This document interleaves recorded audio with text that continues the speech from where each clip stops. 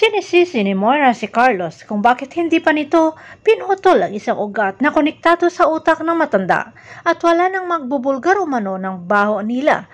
Lalo na't alam na rin ni Don Pepe na si Carlos ang totoong ama ni Zoe. Sinabi naman ni Doc Carlos na isa siyang doktor at hindi siya pumapatay kundi bumubuhay ng pasyente. At ang isa pa, nandyan sila Doktora Annalyn Santos at Doc Lindon.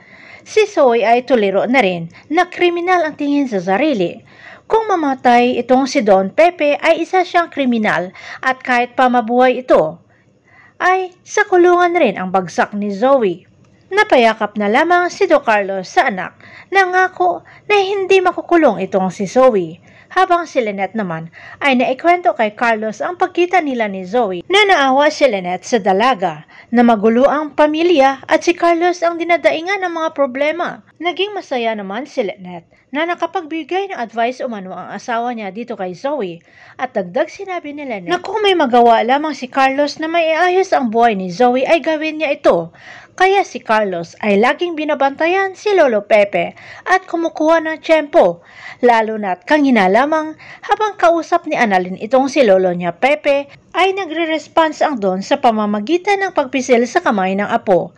Kaya nang naitaon na si Doc Carlos lamang ang naroroon sa kwarto ni Don Pepe ay sinabi nito sa matanda na sana ay hindi na nalaman pa ng matanda ang sekreto nila para mabubuhay pa sana ito. Maya ng konti ay nagkaroon ng emergency sa room ni Lolo Pepe at naabutan ni Annalyn at Doc Lindon na nire-revive na lamang ni Doc Benetes itong si Lolo Pepe.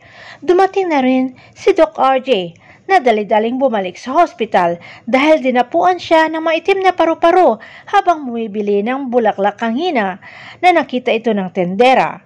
At sinabi ng tendera na may mamamatay sa pamilya niya kaya dali-daling bumalik si Doc RJ sa hospital. Habang si Zoe naman ay umiiyak na nananalangin para kay Lolo Pepe niya na mamamatay na lamang. Mananalo na naman kaya ang kasamaan laban sa kabutihan? Abangan na lang natin ang susunod na episode dito sa Abot Kamay na Pangarap.